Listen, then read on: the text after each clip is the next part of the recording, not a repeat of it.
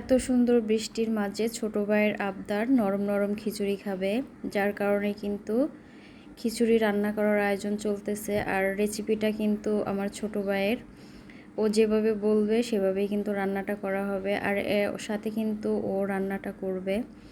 তো বৃষ্টি দেখতে দেখতে আর এখানে আমি রান্নাটা চলাই দিছি। এখানে সব ধরনের মশলা দিয়ে তারপরে ডাল দিয়ে একটু ফুটাই নিব। আর এখানে চালটা 80% ভেজে নেওয়া হয়েছে। তো ছোটো ভাইয়ের রেসিপি মতোই কিন্তু রান্নাটা করা হচ্ছে। কোনো একটা ভিডিওতে সেইভাবে দেখেছে খিচুড়িটা নাকি অনেক টেস্টি হয়। তো যাই হোক, ছোটো ভাইয়ের আবদার পূরণ করা লাগতেছে।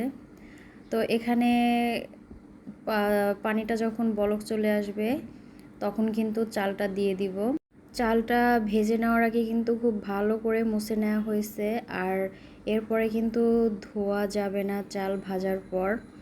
তো যাই হোক, এখানে চালটা দিয়ে দিলাম। আর চালটা দেওয়ার পর খুব সুন্দর একটা গ্রান বের হচ্ছে। আর এখানে কিন্তু শুকনা মরিচগুলোও দেওয়া হয়েছে। একটু ঝাল ঝাল করে খিচুড়িটা রান্না করা হচ্ছে যাতে খেতে অনেক মজা লাগে। আর এখানে আমার আপুর ছেলে তো কান্নাকাটি করতেছে। ও তো সারাক্ষণ এটা ওটা নিয়ে ঘুরতে থাকে, যদি কখনো সেটা হাত থেকে নেওয়া যায় আর কান্নাকাটি শুরু করে দেয়। আর এখানে দেখেন এই চেয়ারটা নিয়ে খেলা শুরু করছে। তো ওর দুষ্টুমিতে কিন্তু পুরো বাড়িটা একদম ভরে থাকে, এত পরিমাণ দুষ্টুমি করে।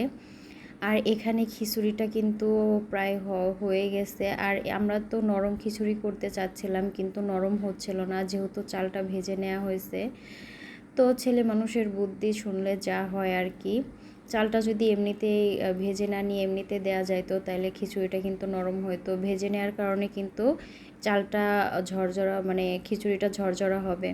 তো যাই হোক, অনেকক্ষণ ধরে কিন্তু চুলার জাল আস্তে দিয়ে অনেক পানি দিয়ে যতই চেষ্টা করতেছিলাম না কেন খিচুড়িটা কিন্তু নরম হচ্ছিল না।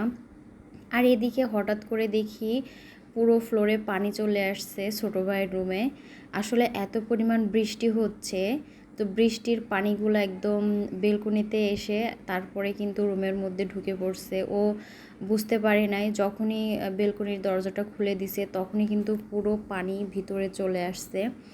তো যাই হোক, পানি পেয়ে তো এখানে রুমের মধ্যে পানি পেয়ে তো বাচ্চারা অনেক আনন্দ করতেছিল, ওরা খুব মজা করতেছিল পানির মধ্যে এসে।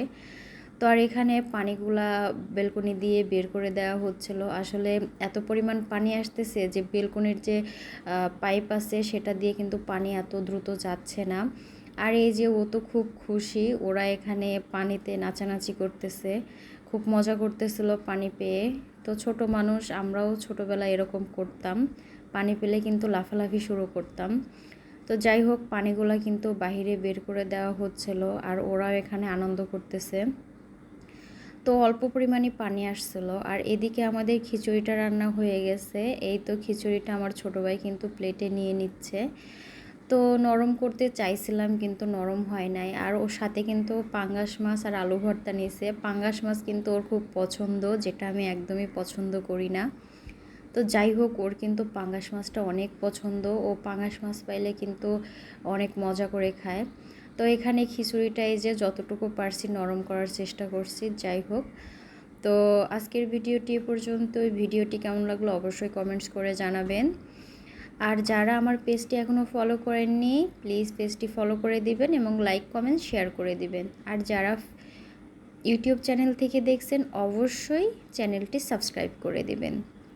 আজকের মতো এ পর্যন্তই। সবাই ভালো থাকবেন, সুস্থ থাকবেন। আল্লাহ হাফেজ সবাইকে।